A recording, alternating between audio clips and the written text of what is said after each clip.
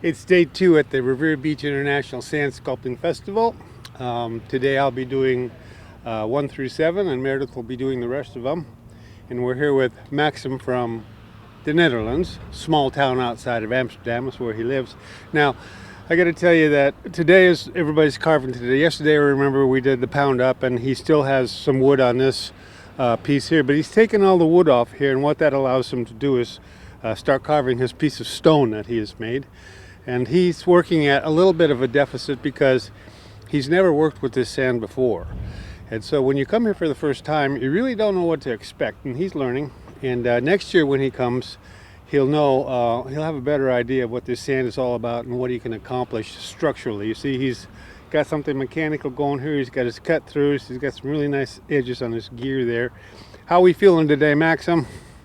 Fantastic. It's way better than in Holland at the moment, where it's like bloody hot. So this is nice temperature actually. Yeah, I guess they've had record temperatures in Holland the last few days, and it's a very nice day here down on the beach, probably in the 80s. So we'll let Maxim carry on here, and it's still a little early to tell what most people are going to do, but today everybody should be carving. Everybody's got their pound ups done, and we'll carry on from here. We'll see you later, Maxim. See you later. Plot number 2 is Sudarsan Pattnaik from India. I had the privilege of going to India and going to his event this last year. Wonderful place, very colorful, and he's very important in India. All sand sculpting in the whole country goes through Sudarsan, and it's really an honor to have him here. He looks like he's doing maybe an environmental piece here. He's got a turtle going with maybe a plastic bottle in his mouth. So hard to tell but he's doing a soft sculpture here, which means he didn't use any forms to contain the pile here. He used a flexible one right up here to compact. This makes the sand a little harder and easier that's how he can get away with the overhangs on here, because he's compacted that sand so tight.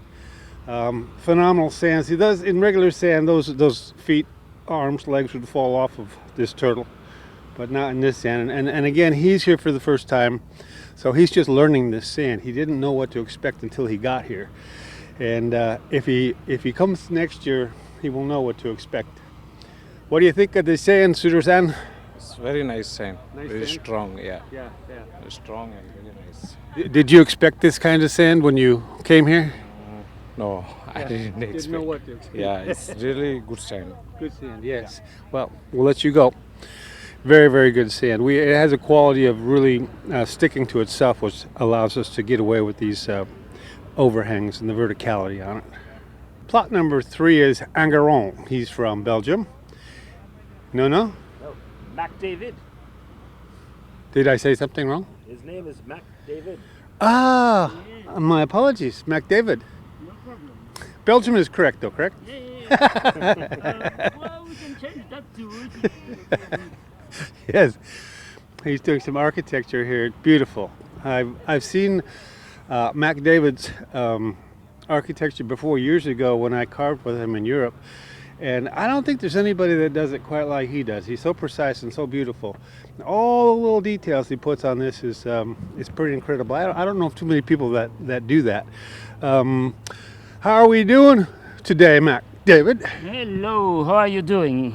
We're doing just fine. Me too. I'm very fine. I'm playing with this little tower that this sand is perfect for making such work. Of course, it takes time because it's all about shapes breaking it in each other. And maybe I just make a tower and the rest is just desert. What's possible? But he's got a little flag up here, and that flag is to deter the birds from landing on this thing, because a bird landing on this with its wings and pushing off its weight can break things. So that's the reason that little flag wire is up there. It just discourages the birds from landing on it. And the seagulls do like a high perch. Yes. All right. See you later. Plot number 4 is Pavel from Moscow, Russia. If you recall, Pavel won 2 years in a row now with some beautiful pieces. He's got something very different going this year. As you can see, he's got his first two forms off and he's shaping it. You know, in Europe, in most of the world, they have the pound-ups are already done for you. They're all pyramidical, and when you stand back, even when the competition is finished, it all kind of looks like pyramids. Here in the States, we do it differently. You make your own piece of stone, your own pound-up, the way you can custom make that piece of stone, so you don't have. It's just a much more precise piece, and you're not adapting your piece to the pound-up, but you're adapting the pound-up to what you have in your head as the piece. So, Pavel, how do you feel about this sand today? Is it good? Yeah, it's good. And the weather is perfect and the sand is nice. Yeah, it's one of the best sand in the world.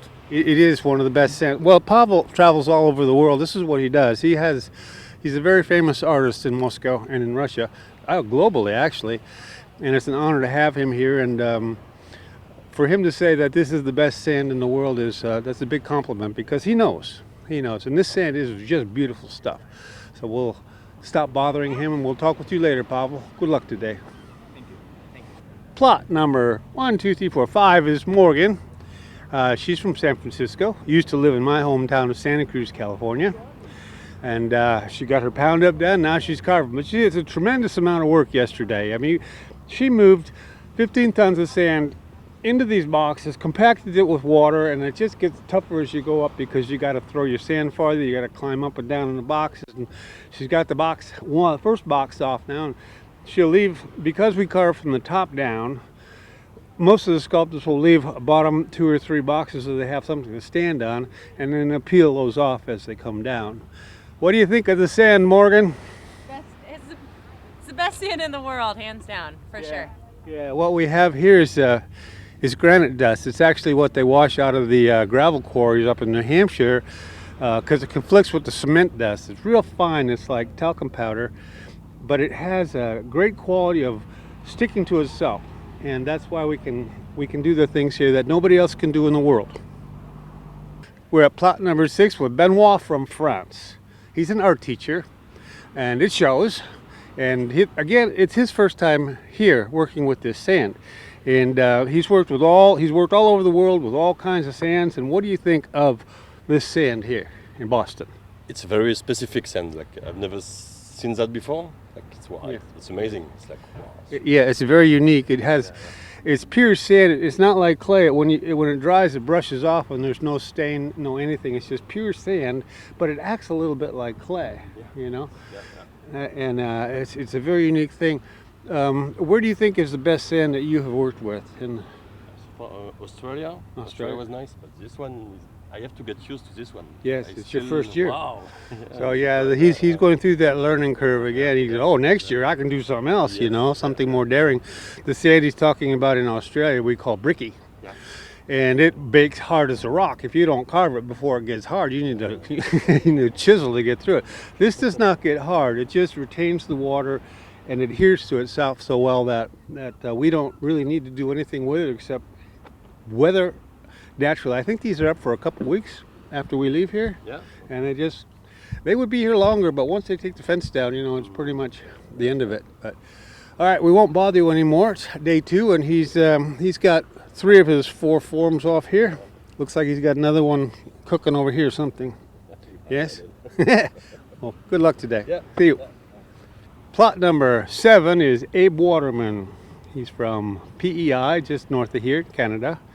He's been with us a number of times, so he knows this sand. He knows what he can do with it. And Abe has gone to the interactive piece. The last few pieces I've seen Abe do aren't a standalone piece like most of these here. What interactive, I mean, he's got 2 pieces that are going to work together here, so we have no idea where he's going with this. And actually, I'm seeing Abe in his face here. It's like we do our own faces because it's the one we know best. But I'm not going to ask him what he's doing yet. But I will ask, who is this? Is that? That's yours. I thought so. Made it after all. I thought it was Engelbert Humperdinck or somebody. How you feeling about stuff this year? Pretty good. Just a little bit behind schedule as usual, but otherwise having some nice weather now, so it's helpful. Well, he always pulls it off. He's a true professional, and I'm interested to see what he's got going here. So we'll leave you alone, Abe, and have a good day. You as well. 4 forward, drift into the right a little. 6.5. Tranquility Base here. The Eagle has landed.